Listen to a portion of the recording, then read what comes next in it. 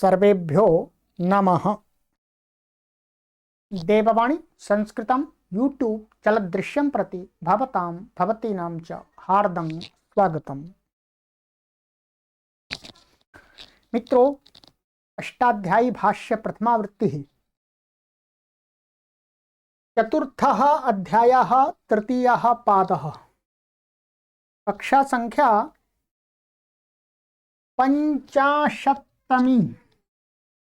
50वीं कक्षा को पढ़ेंगे। ठीक है। अधिक जानकारी के लिए आप सभी पाठक महानुभाव इन व्हाट्सएप नंबर पर संपर्क कर सकते हैं। यह निःशुल्क अभियान, आप इसका भरपूर लाभ ले सकते हैं। चलिएगा, तो गत कक्षा में मैंने आपको तीसरे पाद के 13 सूत्र पढ़ा दिए थे।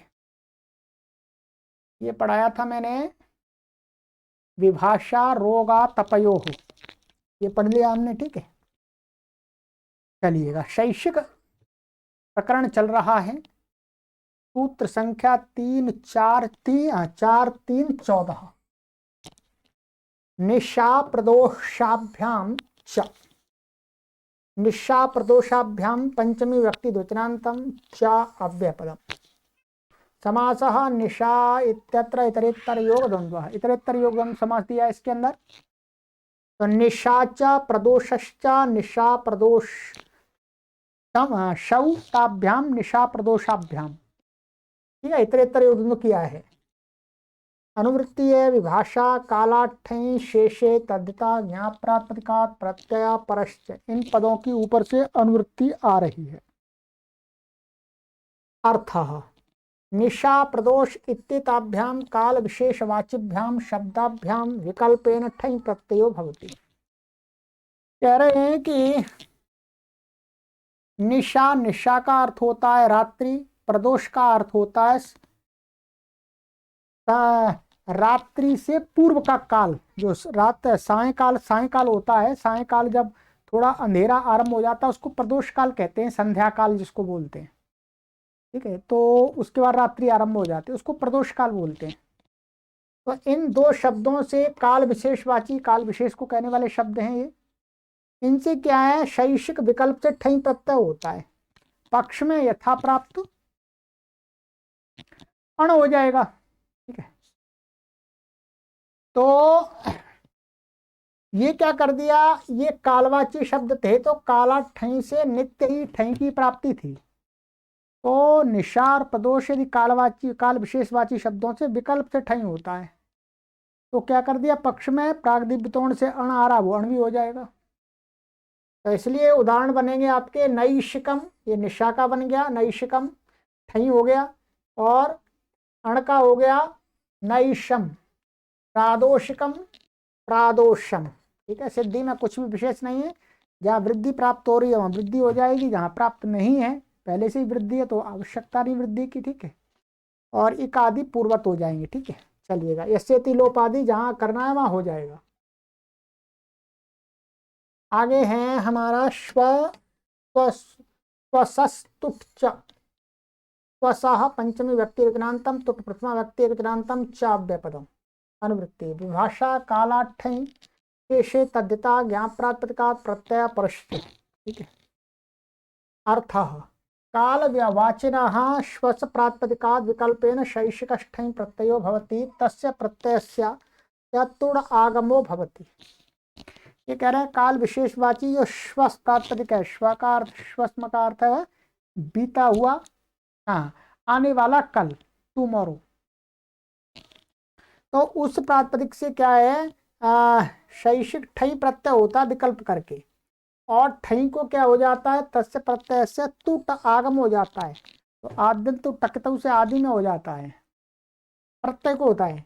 पक्षे ऐष मोह्य श्वसोन्नतरस्याम इत्यनेन विकल्पेन त्यवपि भवति। इस सूत्र से विकल्प से त्यप भी हो जाता है। ठीक है।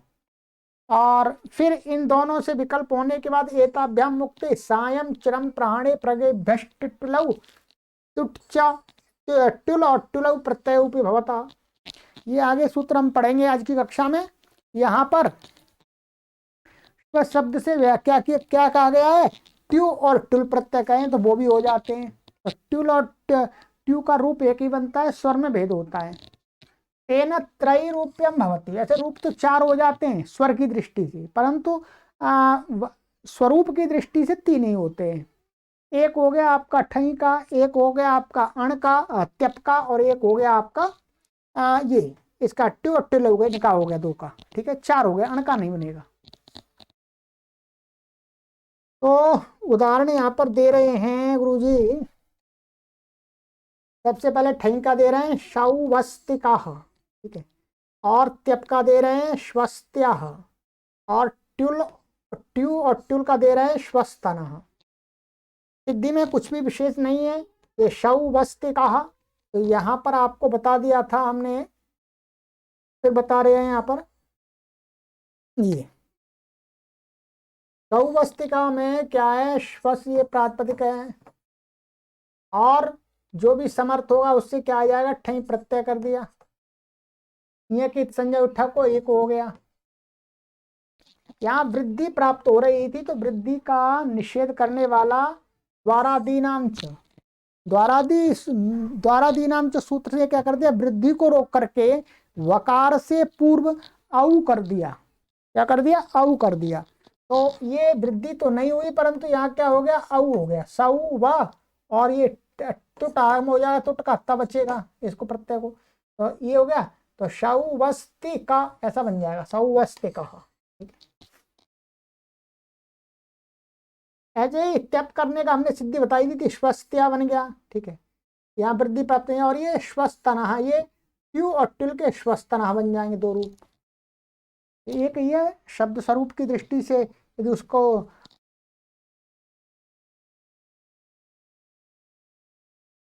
वर्णों के आकार की दृष्टि से देखेंगे तो समान है, पर स्वर लगाएंगे तो अलग अलग हो जाएगा। एक आदि उदात्त हो जाएगा और एक हो जाएगा अंत उदात्त, ठीक है।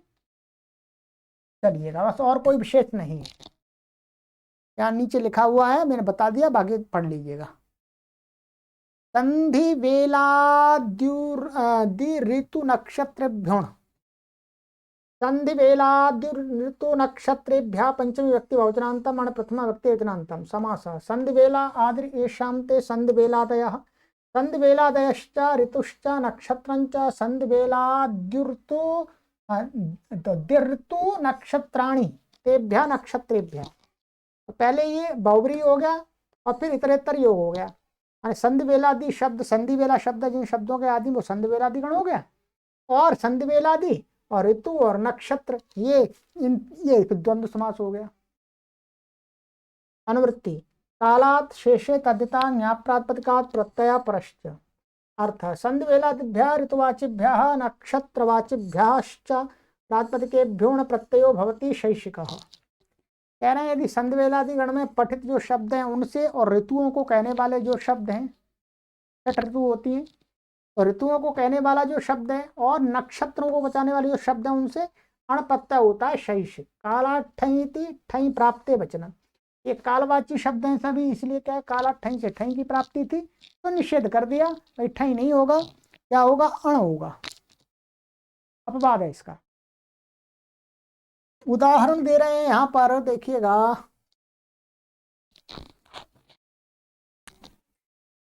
संधि वेलम, तो संधि वेला शब्द है, उससे अण हो गया, वृद्धि हो गई आदि अच को, और यस्य तिलोपादि होकर के स्वाद उत्पत्ति करे सांधि वेलम। सांध्यम, अब ये क्या है, ये संध्या शब्द है, संध्या, ये क्या क्या शब्द है, संध्या, ऐसा। तो संध्या से अण करेंगे तो सांध्यम बन गया, संध्या काल में होने वाला, या संधि की वेला में, संधि वेला में होने वाला। ऋतुवाची और भी जितने इसमें शब्द हैं उनसे भी हो जाएगा। ग्रीष्म ऋतु है तो ग्रीष्मम, वृद्धि हो जाएगी। शिशिर ऋतु है शैशिरम, इसी प्रकार से और भी ऋतु है उनसे सबसे हो जाएगा। जहां अपवाद कह दिया था वो हट जाएगा, ठीक है। नक्षत्रेभ्य तैशम पौषम, ठीक है, तत्तिश और नहीं, ये नक्षत्रवाची है, तिश और पौष, पोष है। एक मिनट,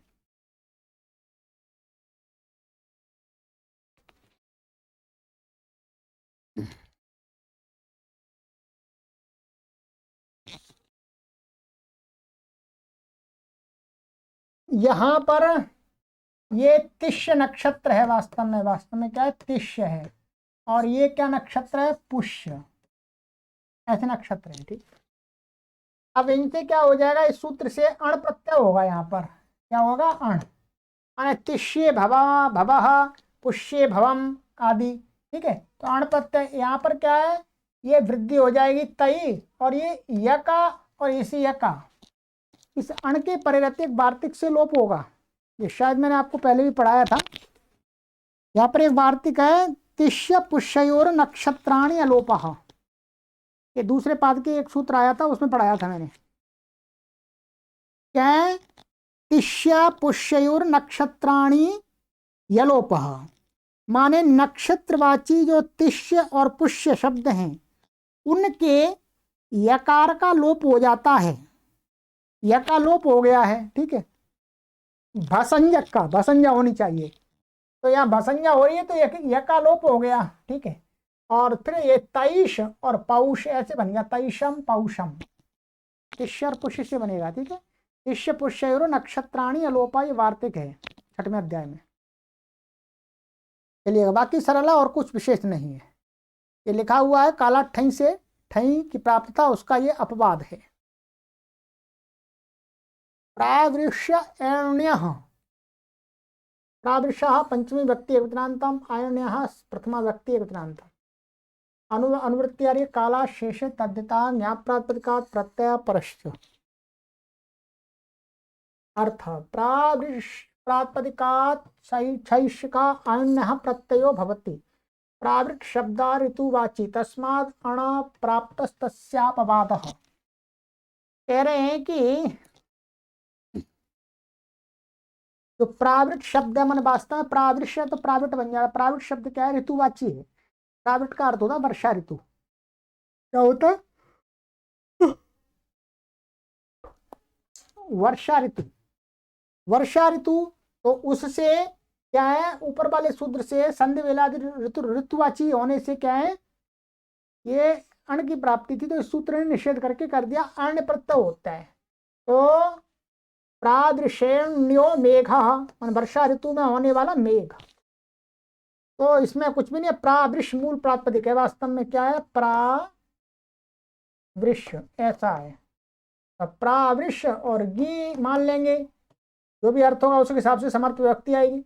और यहाँ पर हो गया आपका अयण्य, इसमें एक संज्ञा किसी की नहीं होती, इसमें ये लुक हो गया, इसमें मिल जाएगा, प्रावृषेण्य बन गया। तो प्रावृषेण्यो मेघ, वर्षा में होने वाला मेघ।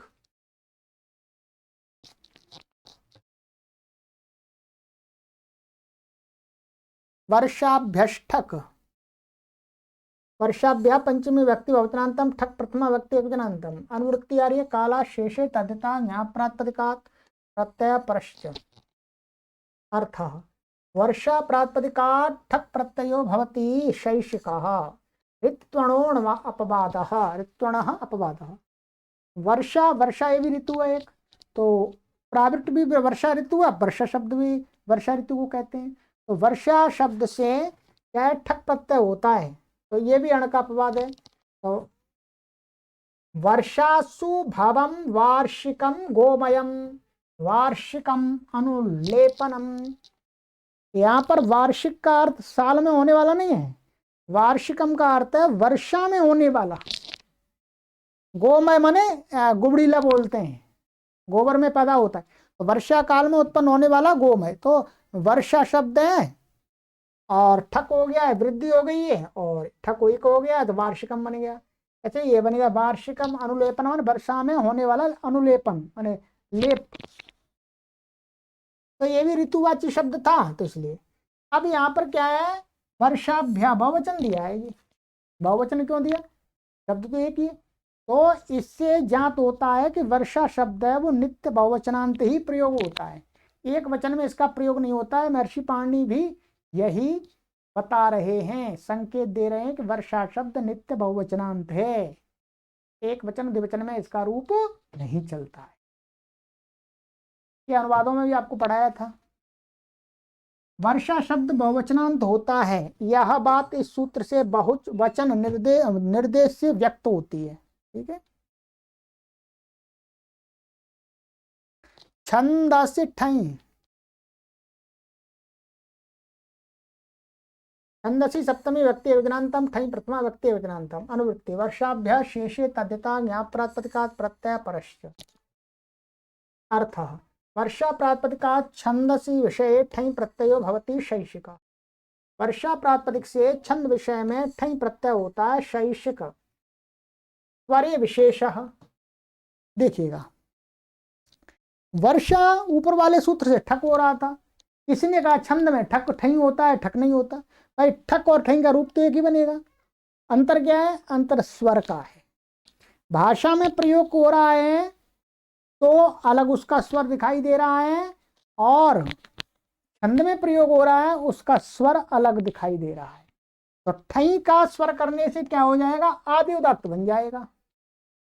ठीक है, तो नभश्च नभस्यश्च वार्षिकावृतौ, तो ये वार्षिकौ ऋतु द्विवचन लिया है यहाँ पर। ठीक है, ऋतु तो एक ही है। अब यहाँ पर ये मुख्य रूप से सिद्धि तो ये है, वार्षिक का वार्षिक शब्द बनाना है तो ठई होकर के, और ये द्विवचन में आऊ आ जाएगा, और फिर अवादे शादी होकर के आवादे, तो वार्षिका ऋतु। अब माने वर्षा ऋतु के 2 मासों को कहने के लिए हो रहा है। क्या? वर्षा ऋतु में होने वाले 2 मास, ये अर्थ है यहां पर। ये क्या है? छंद के अंदर, वेद के अंदर जैसे भाषा में वसंत ऋतु, ग्रीष्म ऋतु, इसके लिए जो वेद है, वेद में 6 ऋतुओं के अलग नाम हैं। ध्यान देंगे, वेद में 6 ऋतुओं के अलग नाम हैं। 6 ऋतुओं के जो महीनों के नाम अलग हैं। ठीक है, वो मैं आपको बता रहा हूं, देखिएगा। ये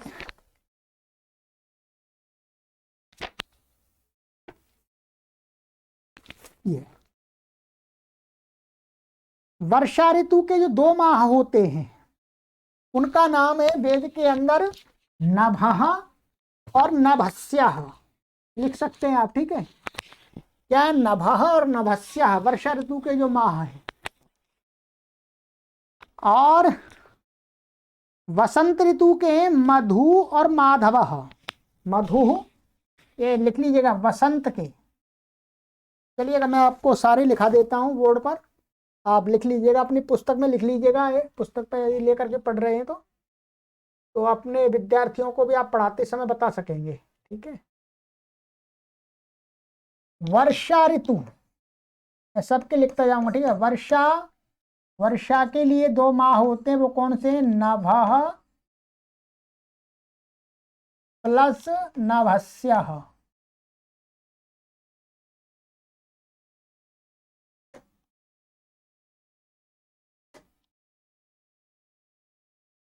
ठीक है, नभस्यः। और फिर उसके बाद है आपका वसंत ऋतु, वसंतः।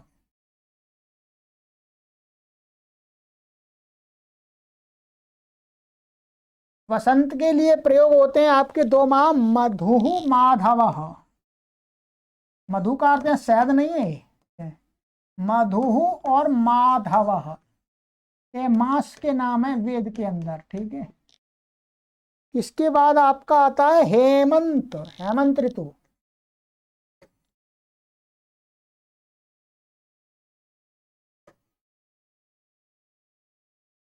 हेमंत ऋतु में आते हैं आपके साहः और सहस्यः, साहः प्लस सहस्यः। ठीक है, और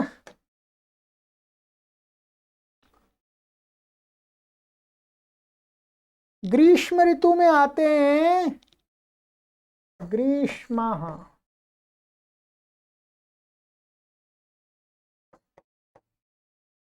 ठीक है, ग्रीष्म ऋतु में आएंगे आपके शुक्रः शुचिः। क्या आते हैं? शुक्रः प्लस शुचिः। ठीक है, और आपका शरद ऋतु में आते हैं ईशाह ऊर्जा, शरद क्या है, ईशाह प्लस ऊर्जा, ठीक है। और शिशिर ऋतु है छठी, शिशिर में आते हैं आपके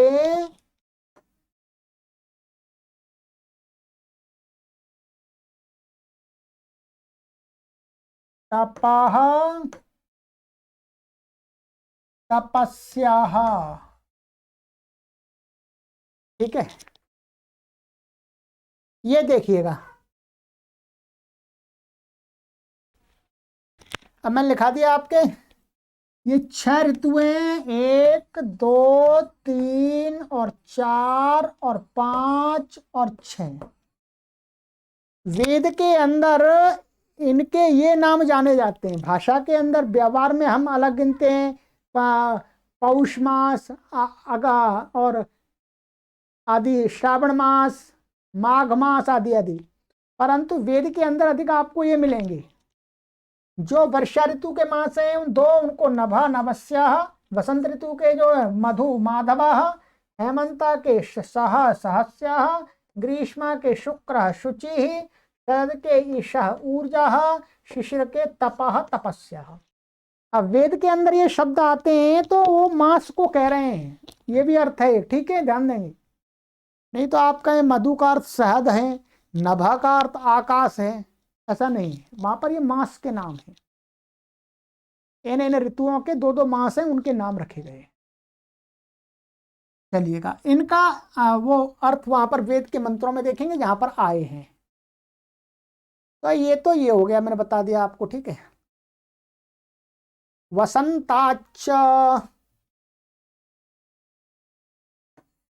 वसंतात पंचमी व्यक्ति एक वचनांतम च अव्यपदम, अनुवृत्ति छंदसी ठई कालात शेषे तदिता ज्ञाप प्रातिपदिकात प्रत्यय परश्च। अर्थ वसंत प्रातिपदिकात छंदसी विषय ठई प्रत्ययो भवति शैशिकः। वसंत प्रातिपदिक से छंद विषय में ठई प्रत्यय होता है, शैशिक अर्थ में, ठीक है। उदाहरण दिया, मधुश्चा माधवश्चा वासंतिका ऋतु। वसंत ऋतु के 2 माह है, वसंत ऋतु में होने वाले 2 माह को क्या कहते हैं, वासंतिकऊ, ठीक है। तो यहाँ पर क्या हो गया, यहाँ पर भी ये ठई हो गया, स्वर में भेद हो गया छंद में। तो ये हो गए मधु माधवा में लिखा दिए थे। हेमंताच,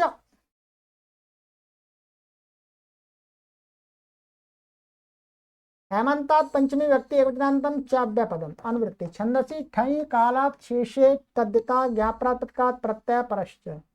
अर्थ कालवाचिनो हेमंत शब्दात् छैशिक ठई प्रत्ययो भवति छंदसी विषय। कालवाची हेमंत शब्द से भी क्या है, शैशिक ठई प्रत्यय होता है छंद विषय में।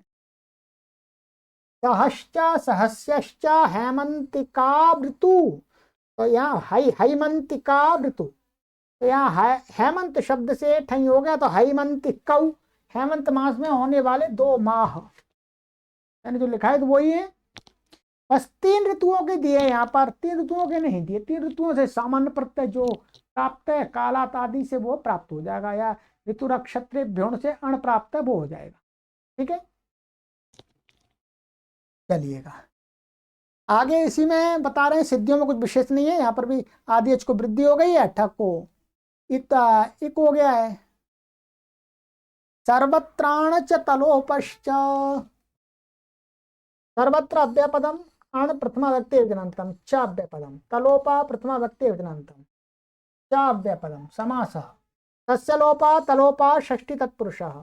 अनुवृत्ति हेमंतात ठई कालात शेषे तद्दिता ज्ञाप्रातिपदिकात् प्रत्यय परश्च, इनकी अनुवृत्ति आ रही है।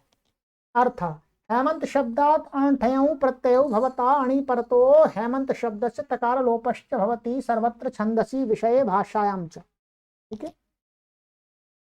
ये कह रहे हैं कि सर्वत्र माने भाषा अथवा छंद में हेमंत शब्द से अण और ठई प्रत्यय होता। ठई तो वास्तव में पहले ऊपर वाले से किससे कहा था, छंद में कहा था। हमें भाषा में भी करना है, तो मुख्य रूप से यह भाषा के लिए अण प्रत्यय प्राप्त नहीं था छंद में, भाषा में प्राप्त था अण छंद में नहीं था, तो वो कह दिया। ठई भाषा में प्राप्त नहीं था, उसको भाषा में कह दिया, ठीक है। और अण छंद में प्राप्त नहीं था तो छंद में कह दिया। तो ये प्रत्यय होते हैं, ठीक है। अणि परतः, और अण प्रत्यय परे होगा तो अण प्रत्यय परे क्या कहते हैं, हेमंत शब्द है, उसके तकार का लोप भी हो जाता है। सर्वत्र छंदसी अर्थात छंद और भाषा दोनों जगह तकार का लोप भी हो जाएगा।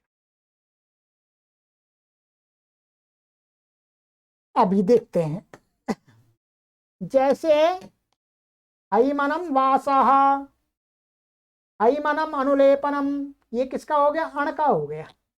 अण होने से क्या हेमंत वृद्धि हो गई है और त का लोप हो गया इसका, और ना बच गया तो हैमनम यस्यति लोपवादी होकर के ना बच गया।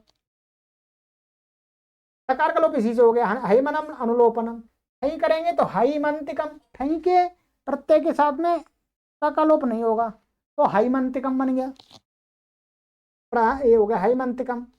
बस अब यहां पर इतना ही दिखाया है, परंतु यहां पर एक शब्द और प्रयोग होता है, बता दे रहा हूं मैं आपको। एक शब्द प्रयोग होता है यहां पर, हैमंतः भी होता है, हैमंतः, ये अण प्रत्यंत है, परंतु इस सूत्र से अण नहीं होता इसमें। यहां पर काशिकाकार ने तर्क वितर्क करके ये सिद्ध किया है कि इस सूत्र से हेमंत प्रातिपदिक से संधि वेलादि ऋतु नक्षत्रेभ्योण से भी अण होता है। वो उस सूत्र से जो अण होता है उसके साथ में तका लोप नहीं होता, इस सूत्र से जो अण होता है उसके साथ में तका लोप होता है। संधि वेलादि ऋतु नक्षत्रेभ्योण से जो अण करेंगे तब लत्ता का लोप नहीं होगा, तो क्या बन जाएगा, हैमंतः, ये बन जाएगा। तो तीन रूप बन जाते हैं, हैमनम वासः, हैमनम, हैमंतिकम और हैमंतः। ध्यान देंगे, समझ में आ गई होगी बात। नहीं समझ में आई है तो काशिका की बात है, मैंने बता दी, अभी काशिका में आपको पूरी समझ में आ जाएगी, या आपके पास में काशिका है तो उसमें देख लीजिएगा इसी सूत्र पर। पद्मंजरीकार और न्यासकार ने विस्तार से बता दिया है, समझा दिया है। चलिएगा, ये हो गया आपका। अब आइएगा आगे, सायं चिरम प्राहणे प्रगे व्ययेभ्यश्चुट्टुलौ तुच्च। सायं और भ्यः पंचमी व्यक्ति वचनांतम, ट्युट्टुलौ प्रथमा व्यक्ति वचनांतम, तुट प्रथमा व्यक्ति वचनांतम, चाव्यपदम।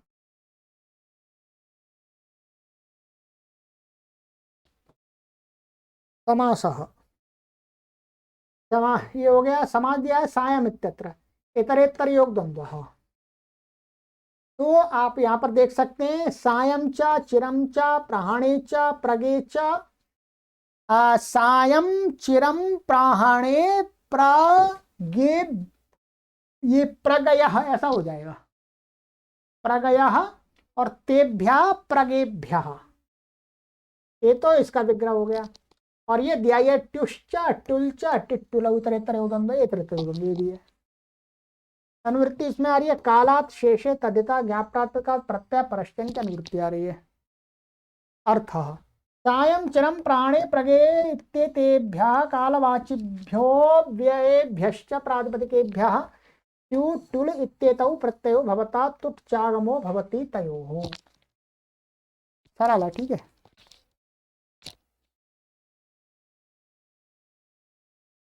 कह रहे हैं सायं, चिरम और प्राहणे और प्रगे, ये शब्द हैं, ये शब्द कालवाची और अव्यय, अव्यय हो, ठीक है। अव्यय भी कोई कालवाची होना चाहिए, अव्यय हो ऐसे प्रातिपदिकों से शैक्षिक अर्थ में ट्यू और टिल प्रत्यय होते हैं और उनको क्या हो जाता है, तुट आगम हो जाता है, दोनों को होता है। उदाहरण में क्या होता है, ट्यू और ट्युल में क्या है, यू यू बचता है, यू कौन हो जाता है, रूप एक जैसा बनता है, स्वर में भेद हो जाता है। ट्यू वाला अंतुदात्त होता है, ट्युल वाला आदिदात्त हो जाता है, बस इतना ही भेद है। उदाहरण दिया है सायंतनम, ये दोनों का यही है, सायंतनम स्वर लगाएंगे तो अलग अलग हो जाएगा, ये एक आदिदात्त हो जाएगा, एक अंतुदात्त हो जाएगा। तो सायम और ये ट्यू प्रत्यय हो गया, ट्यू का यू बच्चा अन हो गया, और इसको तुट आगम हो गया, तो तुट को उत्ता हो गया, तो सायंतनम। चिरंतनम, प्राहणेतनम, प्रगेतनम, इसमें क्या है, सप्तमी का अलुक हो जाता है। यहाँ पर क्या है, ट्युल प्रत्यय के पर जाते सप्तमी व्यक्ति का अलुक है यहाँ पर, अभी सूत्र बता देंगे, ठीक है। प्रगेतनम, अव्ययेभ्य दिवातनम, ये दिवा भी क्या अव्यय है, दिवा, तो दिवातन कालवाची दिवा माने दिन। दोषातनम, रात, दोषा मन रात हो गई, दोषातनम हो गया। तो ये है आपके अव्यय। अब यहाँ इनका अर्थ देख लीजिएगा। सायंतनम दिन के अंत में हुआ कुछ भी, चिरंतनम पुराना, प्राणेतनम दिन के पहले पहर में हुआ हो, प्राणे का अर्थ होता है दिन का पहला पहर, और प्रगेतनम माने बहुत प्रातः काल में होने वाला, बहुत जल्दी जल्दी प्रातः काल होने वाला, ठीक है। दिवातनम दिन में होने वाला, दोषातनम रात्रि में होने वाला। ये तत्र भवा अर्थ में प्रत्यय किए गए, अन्य अर्थों में भी हो सकते हैं। अब यहाँ पर कुछ भी ऐसा विशेष नहीं है, यहाँ पर क्या किया गया है,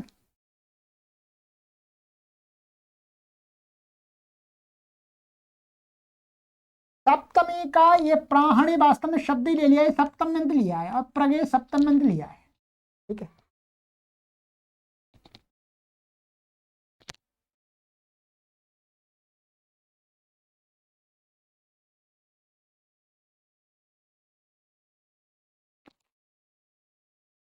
यहां पर एक सूत्र है 6-3, और ये है आपका 16। घकाल तनेषु काल नामना, घकाल तनेषु काल नामना, उस सूत्र से क्या है, तन के परिणति में ट्यू ट्यू को अन हो जाता और टुट आगम होता, तन के परिणति सप्तमी व्यक्ति का अलुक हो जाता है, ऐसे यहाँ पर सप्तमी का अलुक हो गया, ध्यान देंगे क्या है, सप्तमी व्यक्ति का अलुक हो गया है, ये सप्तम अंत के रूप है वास्तव में। परंतु महर्षि पाणिनि के इस सूत्र में भी उन्होंने भी ऐसा ही पढ़ा हुआ है, इन्होंने भी प्राहणे और प्रगे ऐसा ही पढ़ा हुआ है। इसे निपा, इसमें पड़े निपा होने से, निपातन से भी यहाँ पर सप्तमी का अलुक नहीं होता है, ऐसा भी कुछ लोग मानते हैं। और कुछ लोग महर्षि पाणिनि के घकाल तनेषु काल नामना सूत्र से भी कालवाची शब्द से उत्तर सप्तमी का अलुक हो जाता है, यदि तन प्रत्यय परे हो तो है बस, उससे भी सप्तमी का अलुक प्राप्त है, और इससे पठित पढ़े होने के सामर्थ्य से भी सप्तमी का अलुक हो जाता है। बाकी सामान्य सिद्धियां हैं, दोषा शब्द है, दिवा शब्द है, और ये चिरम शब्द है, सायं शब्द है। गुरु जी ने लिख दिया है, जो अंतकर्मणि धातु से घई प्रत्यय करके साय रूप बनता है, और उसी को मकारांत तत्व निपातन करके सायंतनम बन गया। यह सूत्र में महर्षि पाणिनि ने मकारांत तत्व निपातन किया हुआ है, मकारात्म तो अपने आप से पढ़ दिया है। ऐसे चिरम, चिरम अव्यय है, ये चिरम तो है ही, चिरम तो चिरम अव्यय नहीं है, चिरम, चिरम का माने पुराना, ठीक है। तो चिरम आया, चिरंतनम लिया है, चिरम शब्द यहाँ महर्षि पाणिनि ने पढ़ा हुआ है, मकारांत तत्व, इस कारण से यहाँ मकारांत तत्व ही लेना है, निपातन से उसका वो विभक्तंत नहीं है। चिरम सायम, ये मकारांत तत्व इसी सूत्र में पढ़ा है वास्तव में। चलिएगा, ये हो गया आपका। अब ध्यान देंगे, यहां तक एक विशेष प्रकरण का समापन हो गया। ये जितने भी अभी तक हमने शेषे से लेकर के यहां तक जितने भी सूत्र पढ़े हैं, अभी कुछ कहा नहीं कि ये सूत्र ये प्रत्यय इन शब्दों से ये प्रत्यय किस अर्थ में होते हैं, ऐसा तो कुछ नहीं कहा था। शेष से मैं कहा कि शेष अर्थों में होते हैं। शेष कौन से अर्थ हैं, ध्यान देंगे। शेष अर्थ मैंने आपको पहले उसी दिन बता दिए थे, शेष सूत्र पे हैं कि तत्र जाता कृतलब्ध कुशलाः प्राय भवः संभूते कालात् साधु पुष्पत पच्यमानेषु उक्ते देयमृणे व्याहर्ति मृगा तदस्य सोढ़म तत्र भवा तस्य व्याख्यान इति च व्याख्यातव्य नाम्ना तथा आगता प्रभवति तदगच्छति अभिनिष्क्रामति अधिकृत्य कृते ग्रंथे स्वस्य निवासा अभिजनश्च भक्ति तेन प्रोक्तम तेनैकदिक उपज्ञाते कृते ग्रंथे तस्येदम। इतने अर्थ हैं। अभी तक हमने जितने शेषे से लेकर के यहां तक जो सूत्र पढ़े हैं, उन सूत्रों से इन अर्थों में प्रत्यय हो जाएगा। इतने अर्थों में आवश्यक नहीं है कि सभी अर्थों में सभी प्रत्ययों का प्रयोग हो, ऐसा नहीं है। कहीं पर हम प्रकरण और प्रसंग के अनुसार देख सकते हैं कि इनमें से कौन सा अर्थ लग सकता है, उसी अर्थ में उस प्रत्यय को मान लेंगे। ध्यान देंगे, ये अर्थ आगे कहे जाएंगे। अब अभी तक कोई अर्थ नहीं कहा। अब मैं आपको अष्टाध्यायी में थोड़ा सा मार्क करके बता देता हूं। यहां से हमने पढ़ना आरंभ किया था, पेशे से, यहां से लेकर के ये जो सूत्रों से प्रत्यय कहे थे सारे, दूसरे पाद के अंत तक तीसरा पाद आरंभ हो गया था, और तीसरे पाद के इस सूत्र तक। अच्छा, अभी एक सूत्र और रह गया, क्षमा कीजिएगा, इसमें एक सूत्र और रह गया था, उसको मैं ये वाला इसको और पढ़ लेते हैं। यहां तक था ये वास्तव में,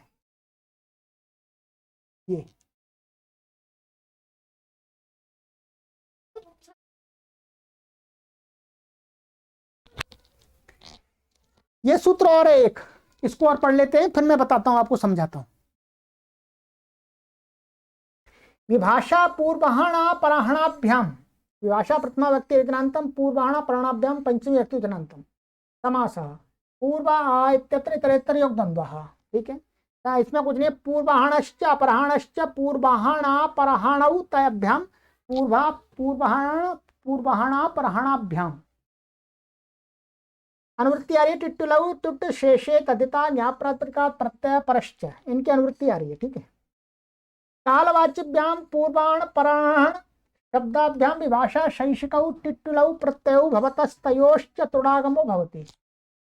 कालवाची पूर्वाहण और अपराहण शब्दों से भी विकल्प करके टुल और ट्यू प्रत्यय होते हैं, उनको तुटागम हो जाता है, विकल्प करके होता है, इनको ध्यान देंगे। ठीक है, तो उदाहरण बन जाएगा इसका पूर्वाहणेतनम पौर्वाहणिकम और अपराहणेतनम अपराहणिकम। तो पूर्वाहण और पराहण अपराहण हमने शब्द ले लिए, ठीक है, कालवाची है, तो इनसे क्या हो गया, ट्यू प्रत्यय हो गया है और तुट आगम हो गया है। ठीक है,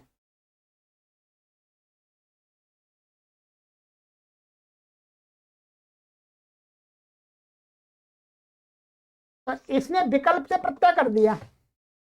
तो जब ये ट्यू अथवा टुल प्रत्यय हुआ तो पूर्वाहणे तनम बन गया। ठीक है, स्वर के भेद से अंतदात और आदिदात। और जब पक्ष में जब नहीं होगा तो फिर क्या हो जाएगा, कालाट काला ठई से ठई हो जाए, कालवाची शब्द है ये, तो काला ठई से ठई हो जाए तो पौर्वाहणिकम बन गया। और ऐसे अपराहणेतनम और अपराहणिकम। अब देखिएगा, सिद्धि में कुछ भी नहीं है, जो मैं आपको सूत्र बता रहा था, ये वाला सूत्र घकाल तनेशु काल नामना है। इसी से क्या है, यहां पर ये अपूर्वाहणे तनम, ये सप्तमी का लुक हो गया यहां पर। ठीक है, और यहां पर ठई और ठक हो गया, काला ठई से ठई हो गया तो पौर्वाहणिकम बन गया है। ठीक है, ऐसे ही यहां पर भी सप्तमी का लुक हुआ, ऐसे काला घकाल तनेशु काल नामना से। ठीक है, और यहाँ पर ठक ये ठई हो गया है तो वृद्धि हो गई है आपराहणिकम।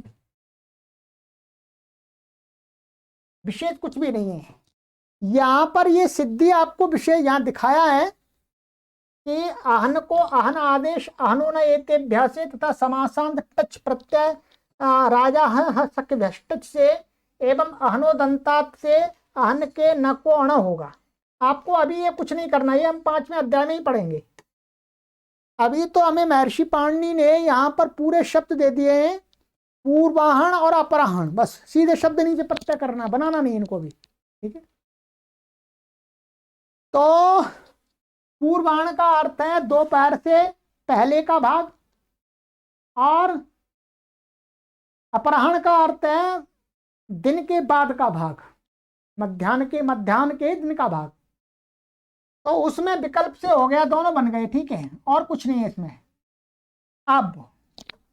अब यहां तक 24 तक वही बात। अब जो मैं यहां पर ये मेरे से गलती हो गई वो ध्यान नहीं रहा, मैं यहां तक यही बताया नहीं, यहां नहीं, यहां तक नीचे तक, यहां तक के जितने भी सूत्र हैं शेष से लेकर के, वो सारे सूत्रों से जो प्रत्यय होंगे जिन शब्दों से, वो शेष अर्थों में होंगे।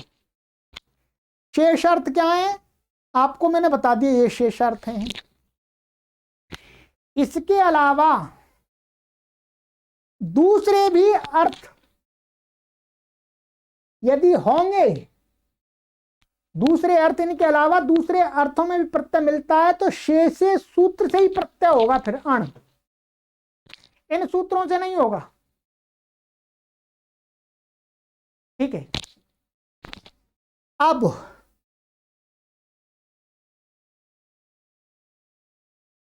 हम अष्टाध्याय में समझ लेते हैं।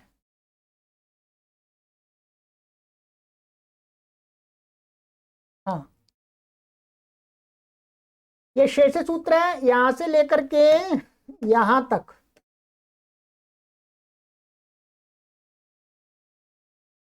यहां तक ये जितने भी कहे वो सारे शैषिक अर्थ वाले प्रत्यय हैं। शैषिक अर्थ मान शेष अर्थ कहाँ कहे जाएंगे, अब कहना आरंभ करेंगे, ठीक है। अब कहना आरंभ करेंगे। सबसे पहला शैषिक अर्थ है जातः, तत्र जातः, ये सूत्र है, ठीक है।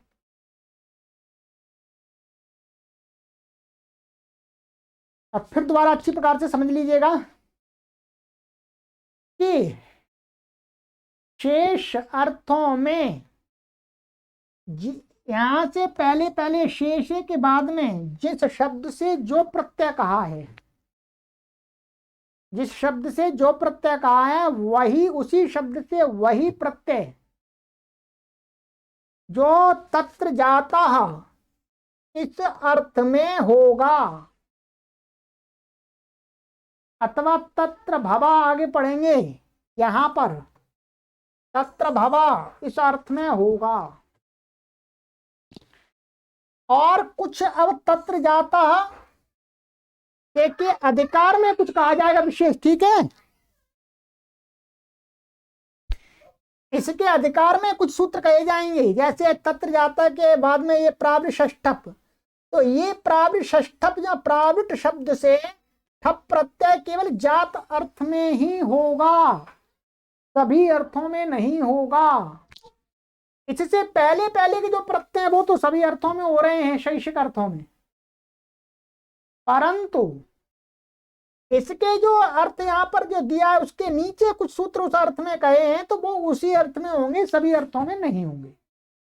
ये आपको विशेष ध्यान रखना है, ठीक है। और शेष से जो सूत्र प्रत्यय करता है, क्या करता है, वो आपको मेन रूप विषय तो वास्तव में काशिका का है, और जिसको जो समझ में आ गया हो तो ठीक है, नहीं तो कोई बात नहीं। अभी इतना ही समझ लें कि शैषिक अर्थ यही है, ठीक है। चलिएगा, तो अब आगे की कक्षा में मिलेंगे। सबसे पहला हमारा अर्थ शैषिक अर्थ आरंभ होगा, तत्र जातः। चलिए, सर्वेभ्यो नमः।